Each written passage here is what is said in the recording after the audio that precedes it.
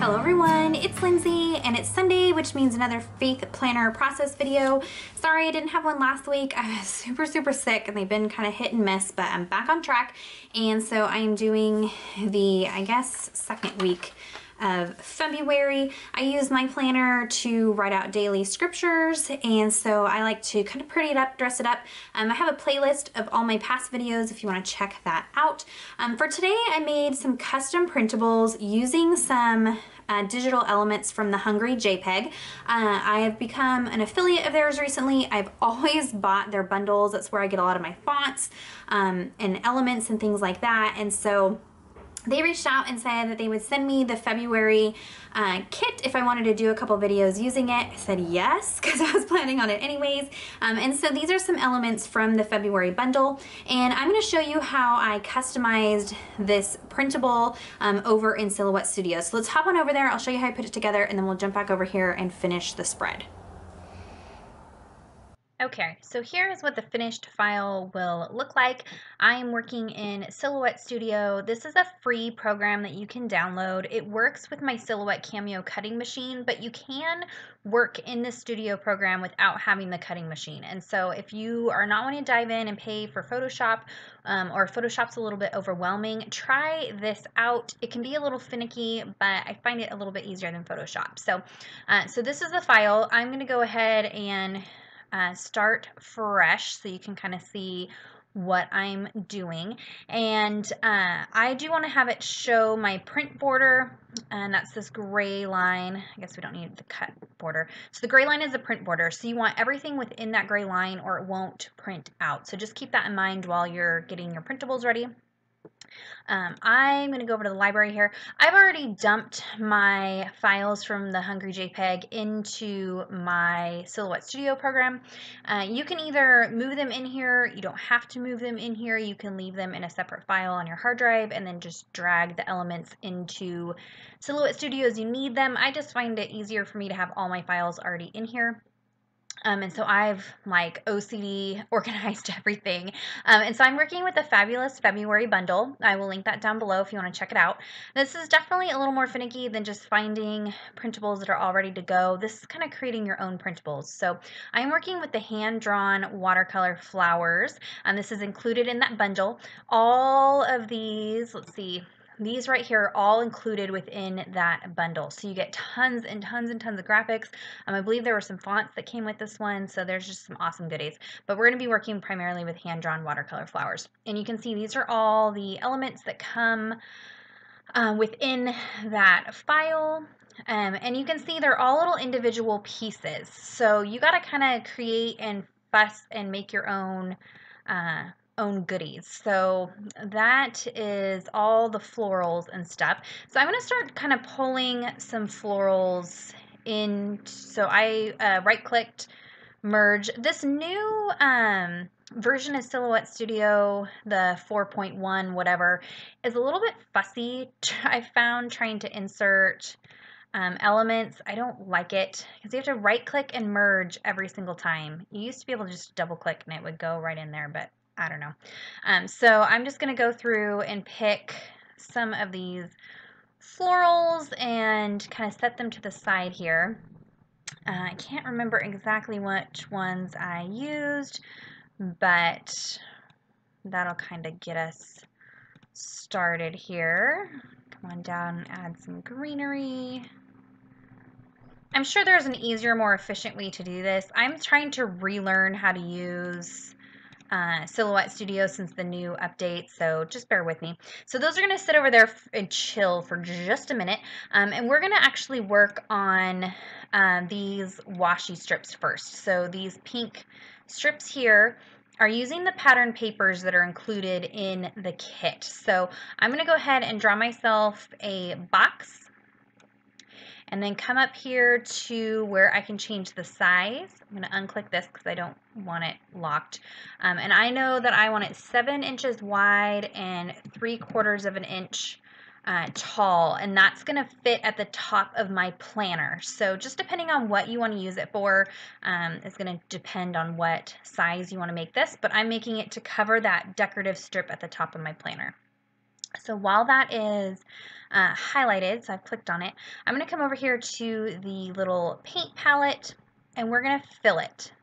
And we're going to fill it with a pattern that comes in that hand-drawn watercolor flowers.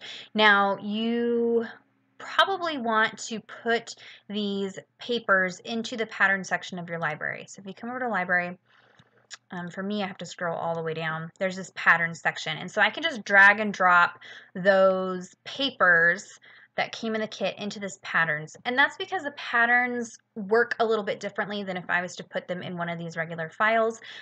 You can do a little bit more as far as scaling and multiplying and things like that within a designated box or circle or whatever kind of shape you want to do. So it's up to you how you want to do that. But I dragged and dropped these 4 papers into my patterns.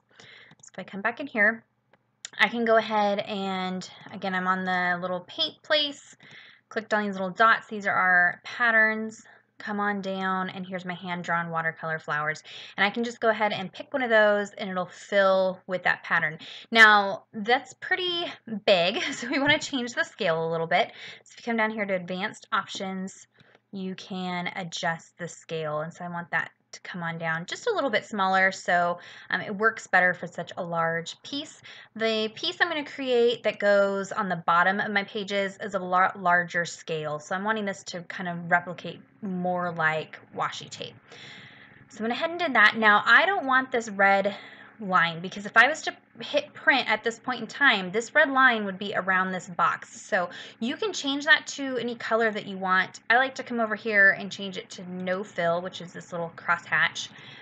And so now that line is just clear. So here's a little free floating washi strip, and I want 2 because there's 2 pages on a planner spread. So if I right click and hit duplicate, now I have 2 little washi strips. So you could go through and make a whole bunch of washi strips, filling them with all different kinds of patterns.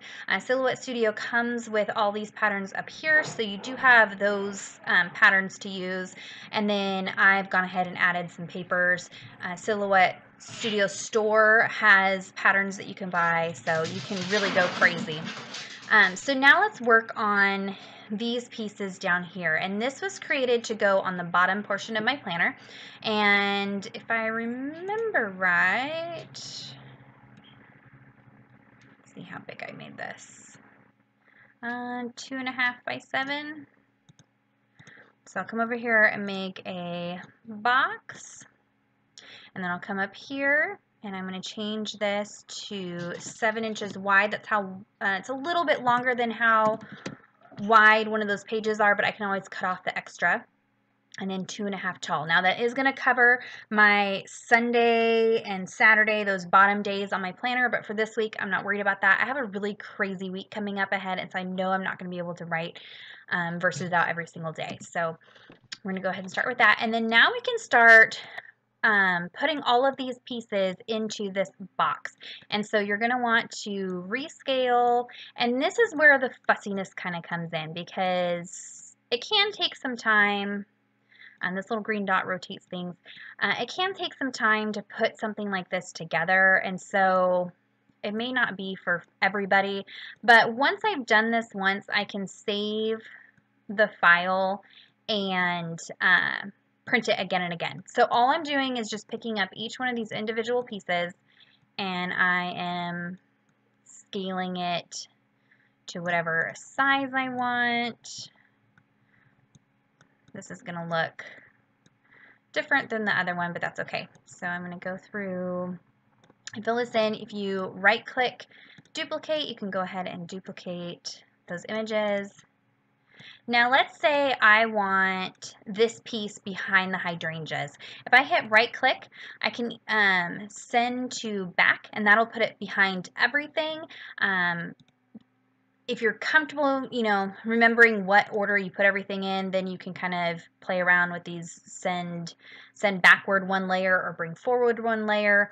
So just think of each one of these elements as a layer on a cake. So this is at the bottom of the cake. This, if you hit bring to front layer, will be at the front of the cake, and that kind of thing. So you would just go through and fuss with all of these little pieces, so on and so forth. So I'm just going to go and quickly put a few of these in here so I can show you how to make this work for the planner space. So let's say that we've got everything filled in, but we have all of these pieces that are hanging outside of this red box. Now remember, this is the size that I want that piece to be when I insert it into my planner, and so I don't want all this extra. Now you could print it just like this and then just cut off that extra, but I want to do it in the program so it's exactly the size I need when I put it in my planner. I know that there's probably easier ways to do this. I fussed with this for 30 minutes trying to find what the best way was, and I just was kind of struggling. So I'm going to show you how I figured out, and then you go to town. So I'm actually going to click and drag to select all of this and move it down a little bit. And then I'm going to actually slice or chop off these pieces. So I'm going to come over and grab my knife tool. I do not want it to auto apply, so I'm going to click off the auto apply. And then I can click and hit shift, which will make it a completely straight line. And if I had not clicked that auto apply, this would automatically slice everything off. And I don't want that because it's not where I want it. So by unclicking that, now I can move my slice line around, and I'm going to move it so it's right on top of that top part of the box. Okay, and then I can go ahead and hit apply, and that's going to chop off the top of all of these pieces, and so they can be deleted. So now I've got that nice crisp top line. You may want to go ahead, like I think on mine I left it fluffy or whole on the top, and so I just left everything kind of underneath this top red line. But we can go ahead and do that for all four sides. So again, I'm going to click, hold shift, and pull it down, and then click my arrow tool. I can move this over on top of that line on that box, hit apply, and then I'll go ahead and chop everything off. Now if I click and drag, that's going to catch any teeny tiny little pieces that might be hanging out over there. Again, I'll click my knife tool, click and hold shift, and drag it. Oops. Get my arrow, put that right on top of that bottom line, hit apply. I'm going to click and drag to pick up all the little pieces. And then same thing, click, hold shift, drag it down, my arrow tool, drag it over the top of that edge. And then I can click and drag to delete all those pieces. And then I actually don't need this anymore. Okay, now I'm going to click and drag to highlight everything, and then hit Control G or Command G. It's going to group all that together. So now I have one solid piece. So ideally you go and fill this in so that it would look like this one here. You can see I scaled everything down quite a bit smaller in these pieces. So this is a piece right here. So this will go on the bottom of my planner, which is like this. So, and then I went ahead and right click, duplicate. And so now I've got two pieces. And then now I want to go ahead and add some of the butterflies from the collection. So if I come to my library, I'm going to go back up to hand-drawn watercolor florals or flowers, and then I can right click, merge, and I would add in all my butterflies and then just resize my butterflies. I know that I want them to be about 2 inches. That's what works scaled on my planner page. And so you can go through, you can either resize them, and then if you see these numbers here, this is telling you what the size of it is, or you can come up here and hit direct dimensions. If I'm resizing something like this, I want to make sure that this is locked right here. If it's not locked, and if I change this to 2 inches, it's only going to move the 1 dimension, and so it's going to squeeze it. So you want to make sure for something like this that you hit the lock button, and then if I add 2 here, it's going to go ahead and scale it within scale all the way around so it's an even resize. So I can just go through and merge in all these little butterfly pieces hanging out up here. And then arrange everything on the sheet so that it fits just like this one here. Sorry, my dogs are going nuts. My husband's on his way home. So now I've got this full sheet here that I can go ahead and print out and cut out. You can print this on cardstock. I'm going to print it out on the clear label paper and cut these out. You could use your Silhouette Cameo cutting machine and add cut lines and have it cut it out for you. I have a video showing how to do that. I will link it down below. But for clear sticker label or clear label paper, I like to just cut it out myself, and it's super easy and messy to cut out. So I hope that was helpful. If you have questions, leave them down below. Let's go ahead and jump on over into my planner and we'll finish the planner page. Okay, so I went ahead and printed this out on clear sticker paper. Ignore the fact that I have stuff printed on the back. It was my last sheet of clear sticker paper and I accidentally messed up, so I went ahead and just used it anyways. And so we can go ahead and just cut out all of these elements and just stick them right down on the page, easy peasy. So the hard part was the computer part. Now it's just sticking things down. For the washi tape, I'm actually going to stick this on white cardstock. If I was just to go ahead and stick it down over the top of this, you'd be able to still see it through, and I don't want that. I'm wanting to cover that up, so I'm just going to go ahead and take my scissors and quickly cut this out.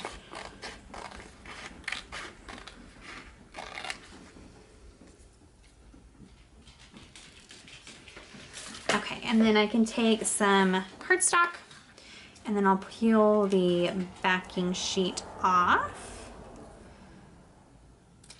And then I'm very carefully gonna lay this down on here. This stuff sticks and does not want to come up.